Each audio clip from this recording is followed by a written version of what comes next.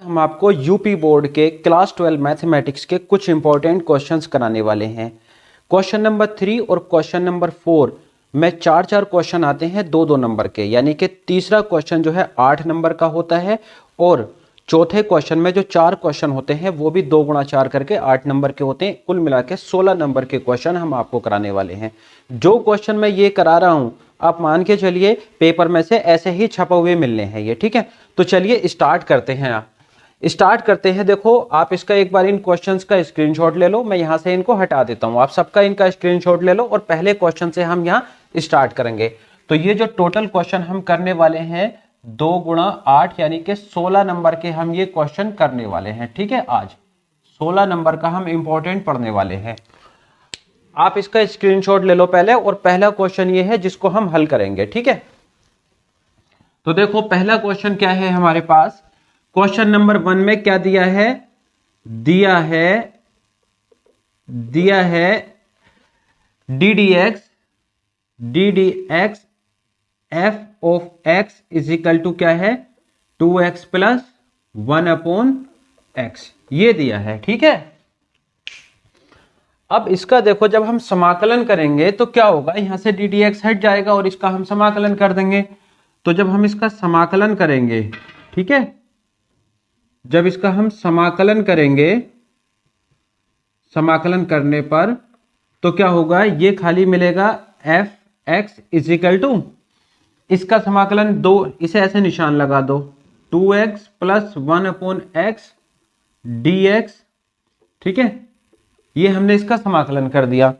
अब 2x का समाकलन कितना होगा, 2x का समाकलन होगा 2x स्क्वायर बटे 2, यानी कि इसके घात 1 हो जाएगी। तो समाकलन का सूत्र क्या होता है, समाकलन x की घात n dx बराबर हम क्या लिखते हैं x n plus 1 upon n plus 1। तो अगर n का मान यहाँ पर 1 है तो x1 का समाकलन कितना होगा, x1 प्लस 1 अपॉन 1 प्लस 1, यानी कि x की घात 2 बटे 2। ये इसका समाकलन हो गया। 1 अपॉन x का समाकलन क्या होता है, log x, वो भी मोड में, ठीक है, प्लस कोई नियतांक c जोड़ दिया हमने। ये किसका मान है, f ऑफ x का मान है, सही है। अब देखो कंडीशन क्या दी है, कंडीशन दी है x बराबर 1, यानी f1 पर मान कितना है 1 है, f1 पर मान कितना है 1 है। तो x बराबर 1 पर जो मान है यानी कि f1 इज इक्वल टू कितना है 1 है। तो इस फलन में मान रख दो इस समीकरण में, तो यानी कि x की जगह कितना रख दिया 1, f1 बराबर 2 इंटू 1 का स्क्वायर अपॉन 2 प्लस लॉग 1 का मॉड प्लस c, सही है यहां तक। भाई f1 कितना दे रखा है, f1 दे रखा है 1, तो 1 बराबर 2 अपॉन 2 प्लस लॉग 1 का मान 0 प्लस c, 2 से 2 कट हुआ तो 1 बराबर 1 प्लस c, और c का मान कितना आया 1 माइनस 1, यानी c का मान कितना आ गया 0, c का मान 0 आ गया। अब इसी समीकरण में fx का मान निकाल लो, तो fx इज इक्वल टू कितना आ गया, 2 से 2 काटना चाहो काट सकते हो यहां पर, ठीक है, 2 से 2 काटना चाहो काट सकते हो। तो x square plus log mod x plus c का मान कितना है 0। तो f of x is equal to कितना आ गया, x square plus log x, सही है। यही हमारे पास पहले क्वेश्चन का आंसर है। इसको कॉपी करो, उसके बाद सेकंड क्वेश्चन करते हैं।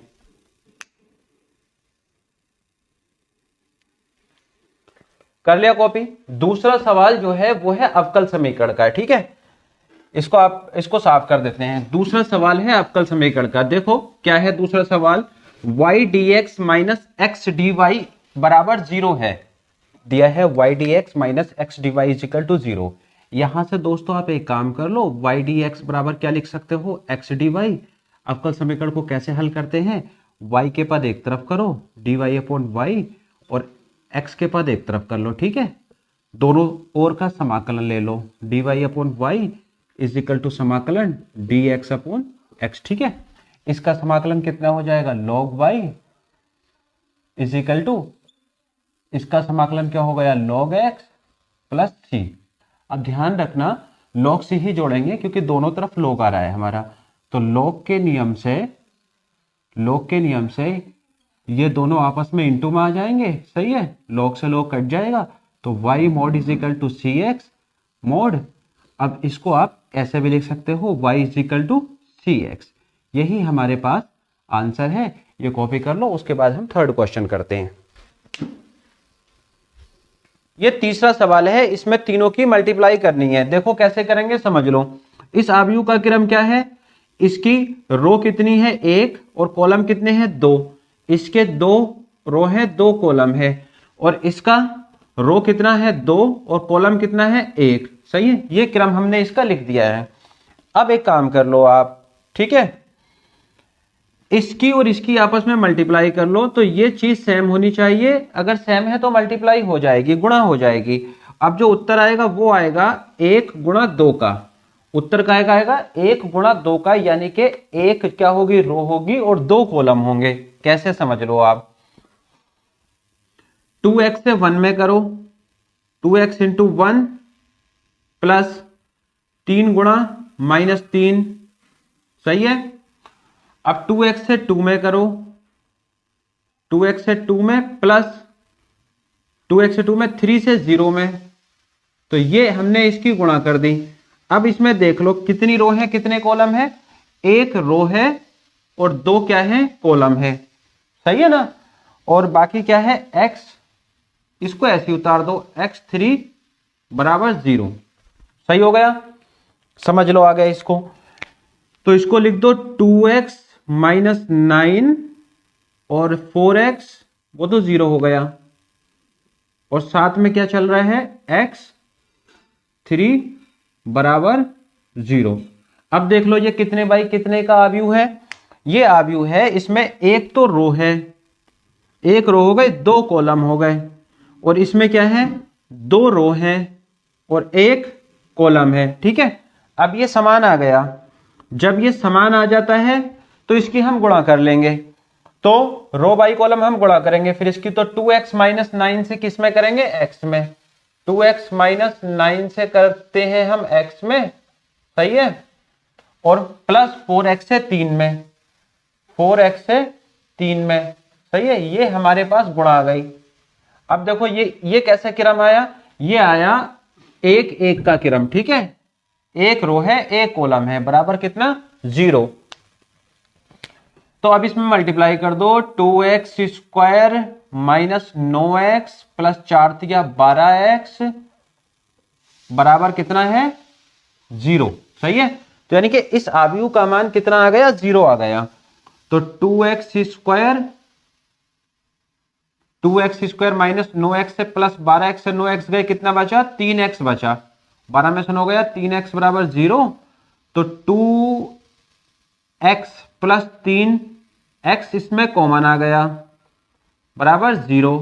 तो x का मान 1 आ गया 0, और दूसरा x का मान आएगा 2x प्लस 3 बराबर 0, यानी कि 2x इज इक्वल टू -3, और x बराबर कितना आ गया -3/2।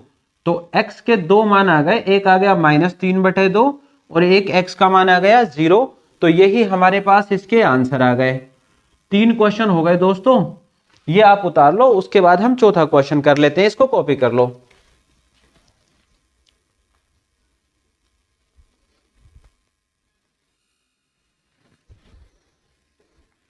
काफी इंपॉर्टेंट क्वेश्चन है, इसको समझ लो आप। देखो tan inverse cos x upon 1 minus sine x है। हमारे पास हाफ एंगल वाले फार्मूला हमारे पास क्या होते हैं, देखो cos x के 3 फार्मूले होते हैं। एक होता है 1 minus 2 sine square x by 2, और दूसरा होता है 2 cos square x by 2 minus 1, और तीसरा होता है cos square x by 2 minus sine square x by 2। और साइन x का एक होता है 2 sine x by 2 into cos x by 2। तो वो फॉर्मूले हम इसमें देखो कैसे लगाएंगे, tan इनवर्स, सही है यहां तक, tan इनवर्स।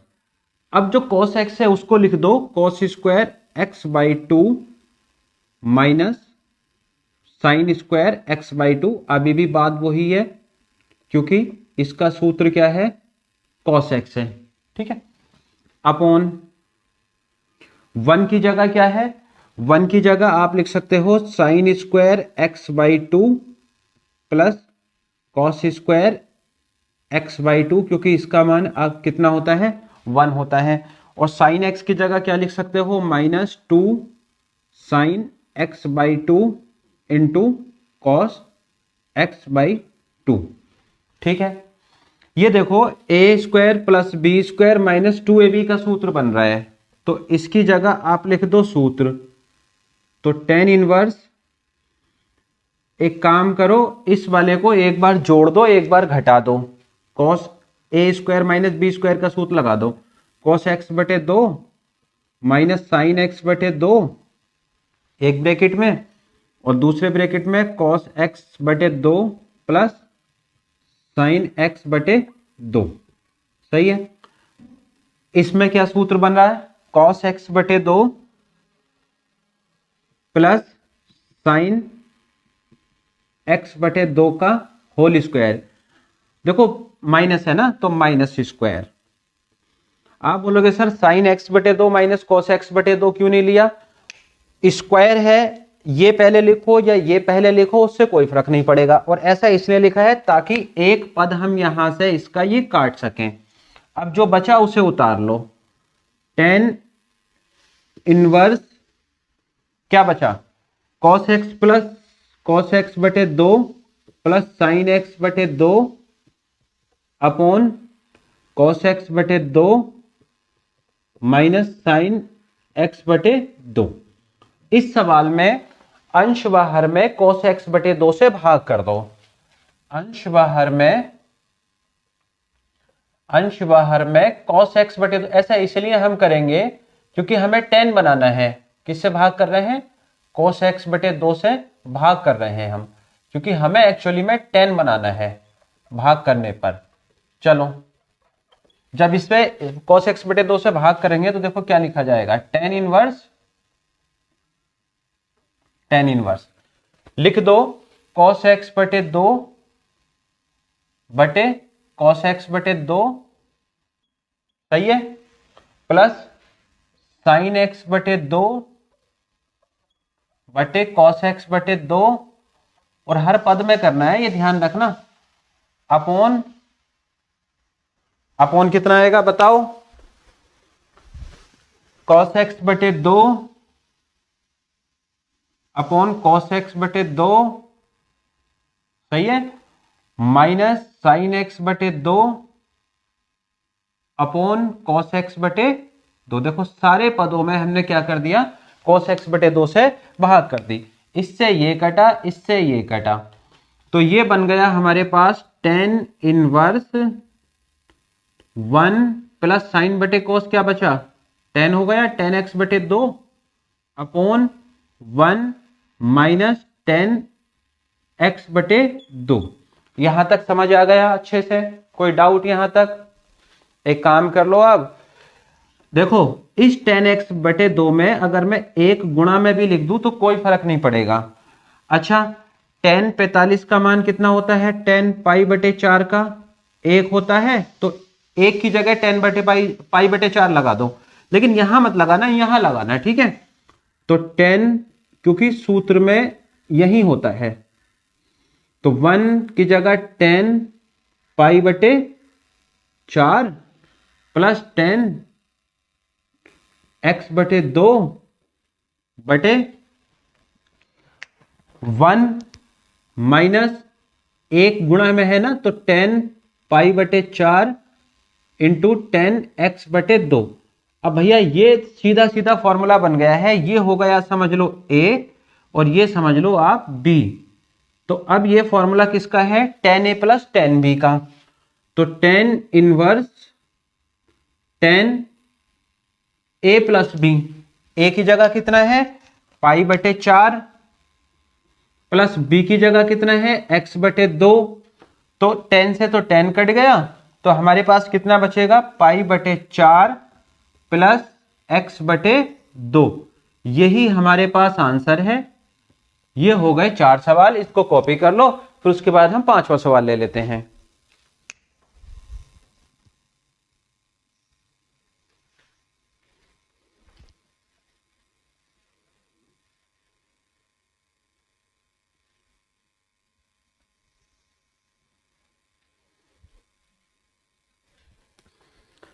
पांचवें क्वेश्चन में क्या है, f x is equal to close interval में एक्स का एक्स दे रखा है और लिमिट इसकी कंडीशन दे रखी है 0 is less then x less than 2। ठीक है, तो x बराबर 1 पर हमें अवकलनीय नहीं है ये सिद्ध करके देना है। तो अवकलनीय नहीं है कि कंडीशन क्या होती है, LHD किसके बराबर नहीं आनी चाहिए, RHD के। ठीक है, ये कंडीशन हमें इसमें प्रूव करके देनी है। कैसे करेंगे, जो x दे रखा है उसके मान क्या हो सकते हैं, 0 1 2, ऐसे कई मान उसके हो सकते हैं। ठीक है, अब लेकिन हमारे पास कंडीशन क्या है, ये 0 तब होगा जब 0 इज लेस देन x और equal to x is less than 1 और 1 इज लेस देन x और इक्वल टू x और लेस देन 2, और ये 2 कब होगा, 2 इज लेस देन और equal to x is less than 3। ये कंडीशन कई सारी हम बना सकते हैं, लेकिन इसमें हमारी ये दो कंडीशन यूज होनी है क्योंकि हमसे इसने x बराबर 1 पर अवकलनीय नहीं है, इसके बारे में बात करेंगे। ठीक है, दोनों फॉर्मूले लिख लो, पहले LHD का भी फॉर्मूला लिख लो। LHD का फॉर्मूला होता है limit x tends to a minus, सही है, f of x minus f of a upon x minus a, सही है। इसमें मान लगाने हैं हमें। अब 1 पर पूछा है इसने, तो a का मान तो क्लियरली है कि a का मान कितना है, 1 है। तो LHD इज इक्वल टू आएगा limit x tends to a की जगह 1 माइनस हो गया और f of x minus f of a की जगह कितना है, 1 अपॉन x माइनस a की जगह कितना, 1।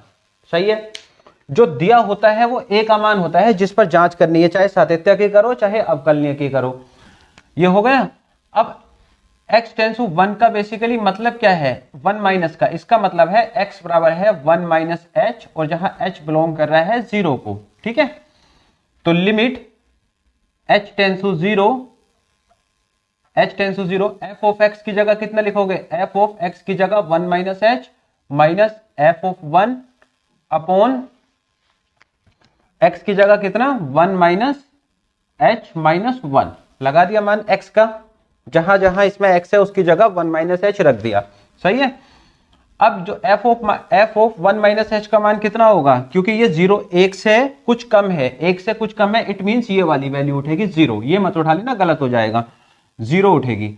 Limit h tends to 0, 0 minus 1 upon 1 से 1 काटा माइनस h, इससे ये कटा माइनस से, तो लिमिट h टेंस टू 0 और 1 अपॉन h, जब h का मान 0 रखेंगे तो 0 से किसी को भी डिवाइड करेंगे तो कितना आएगा, इन्फिनिट, यानी LHD कितनी आ गई, अनंत आ गया। RHD सेम यही फॉर्मूला है, बस जहां माइनस है यहां प्लस लगा दो। RHD is equal to limit x tends to 1 plus, ठीक है, और f of x minus f of a upon x minus a। x या ऐसा कर दो, पहले इसको a कर दो, a प्लस और x माइनस a। ठीक हो गया तक। अब यहां x is equal x tends to a plus का क्या मतलब है, x tends to a plus का मतलब है x बराबर है 1 प्लस h। a का मान तो 1 ही है, वैसे a प्लस h है, क्योंकि a का मान तो 1 है इसलिए a नहीं लिख रहा, मैं 1 लिख दे रहा हूं, और h टेंस टू क्या है, 0। तो यहां पर limit h tends to 0 f of 1 plus h, सही है, minus f of 1 upon x की जगह 1 प्लस h माइनस a की जगह 1 है यहां पर। सही हो गया। अब f ऑफ 1 प्लस h का मान, क्योंकि x का मान जो है बेसिकली 1 से a का मान कितना है यहां पर, a का मान है x tends to a plus 1 का। बेसिकली मतलब क्या है इसका मतलब है x टेंस टू 1 प्लस, यानी कि a का मान 1 से थोड़ा ज्यादा है, x का मान 1 से थोड़ा ज्यादा है, तो इसका मतलब ये वाला उठेगा। तो लिमिट h टेंस टू 0 और f ऑफ 1 प्लस h का मान 1 माइनस 1, सही है, ऑन 1 से 1 कट करा, h आ गया, तो यानी कि लिमिट h टेंस टू 0 और 0 बटे h, और h से किसी को भी डिवाइड करेंगे कितना आएगा, 0, यानी कि दो वैल्यू आ गई, एक आ गया 0 और एक क्या आ गया इन्फिनिटी। इसका मतलब ये लिख दो बस अब आप कि LHD बराबर नहीं है किसके, RH/D के। सही है, तो अतः x बराबर 1 पर जो दिया गया फलन है वो अवकलनीय नहीं है। ये आप कॉपी करो, फिर उसके बाद हम फिर 6 क्वेश्चन लेंगे।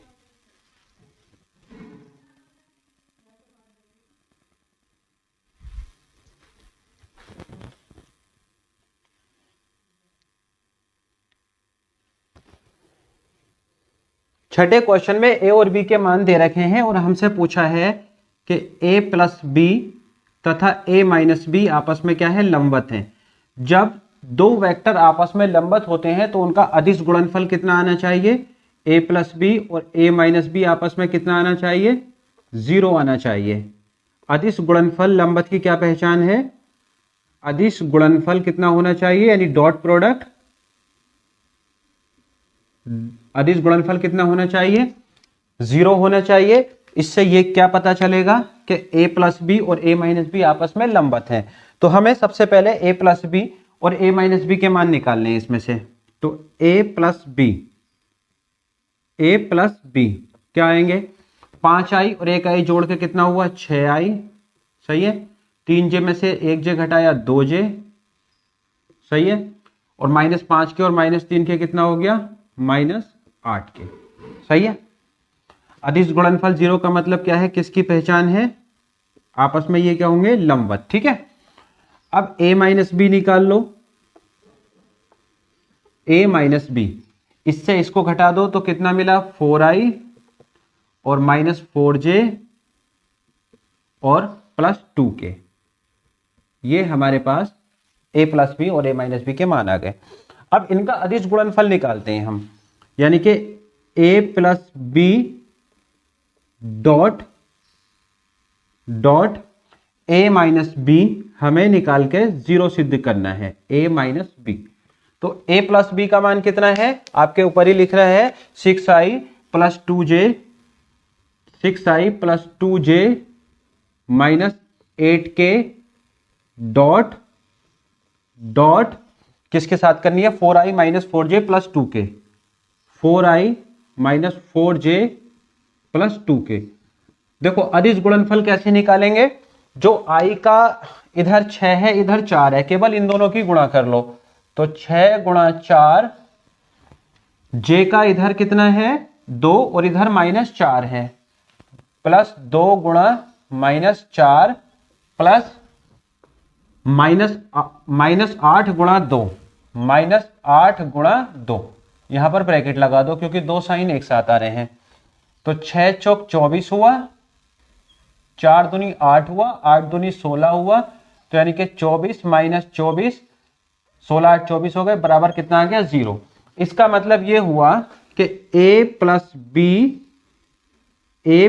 बी तथा a माइनस बी आपस में क्या है, लंबवत हैं। a प्लस बी तथा a माइनस बी परस्पर क्या है, लंबवत है, परस्पर लंबवत है, या आपस में लंबवत है, लिख दो परस्पर लंबवत है। ठीक है, यही हमें सिद्ध करना था। ये कॉपी कर लो, उसके बाद 7वां क्वेश्चन करते हैं।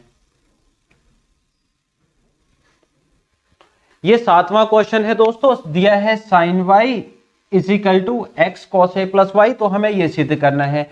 सबसे पहले इसमें y के पद एक तरफ कर लो। इसको सिद्ध करने के लिए हमें क्या करना पड़ेगा, y के पद सारे एक तरफ कर लो, यानी कि sin y upon cos a + y = x कर दिए। अब इसका अंशहर से अवकल कर दो, तो cos a + y into sine y का कितना होगा, cos y माइनस, और अब साइन y ऐसे लिख दो, cos a + y का कितना होगा, minus sine a + y, minus sine a + y अपॉन कितना आएगा, इसका हर का स्क्वायर, यानी कि cos square a + y।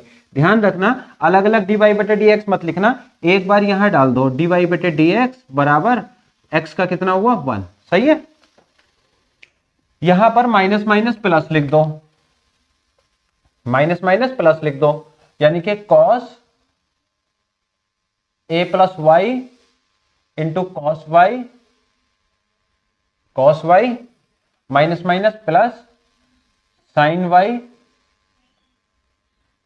Into sine a plus y upon कितना चल रहा है, cos square a plus y, सही है।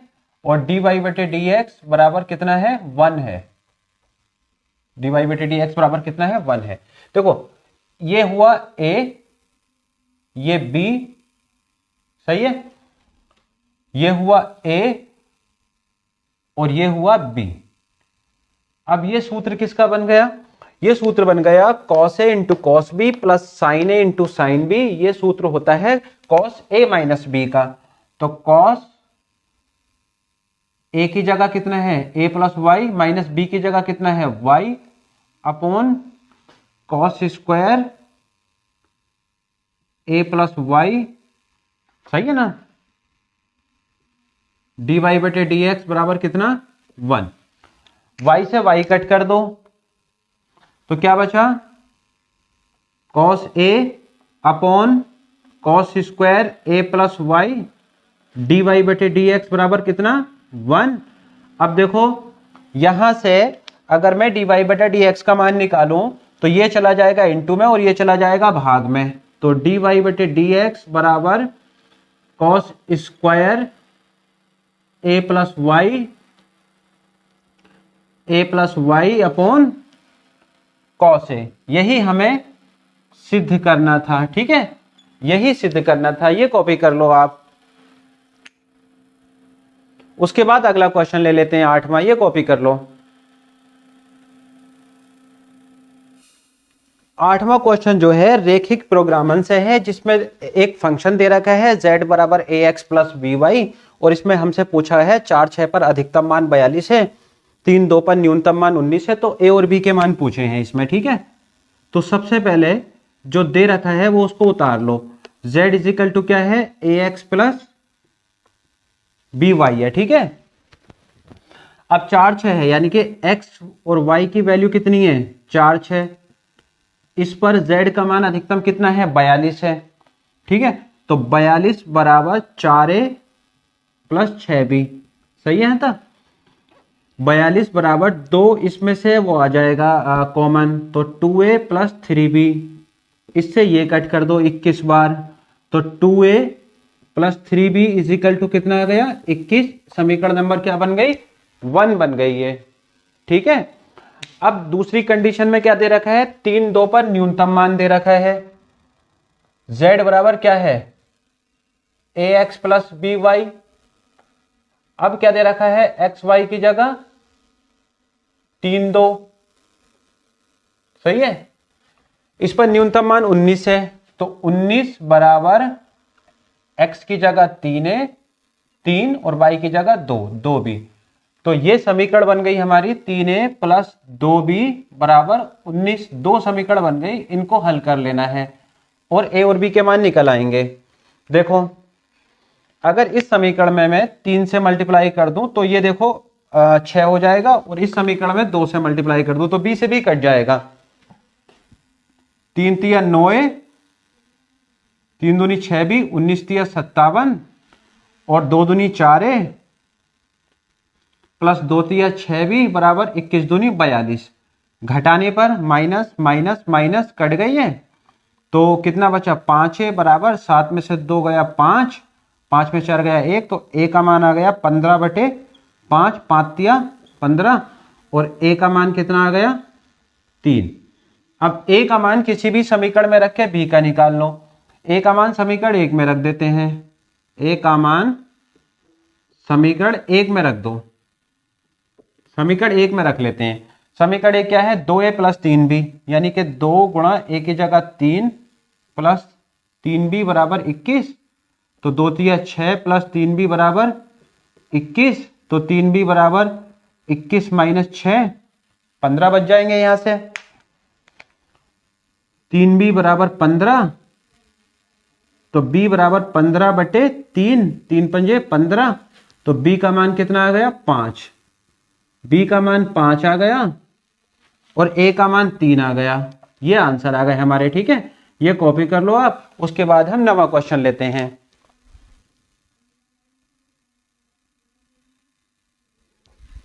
ए और बी दे रखा है और उसने कहा है सदिश ए का सदिश बी पर प्रक्षेप ज्ञात कीजिए। जिस पर भी प्रक्षेप पूछता है उसको बटे में लेना होता है। देखो सदिश ए का सदिश बी पर प्रक्षेप, यानी कि सदिश ए का किस पर प्रक्षेप निकालना है, सदिश बी पर। प्रक्षेप का ये होता है, तो क्या सूत्र हो गया, vector a dot b cap.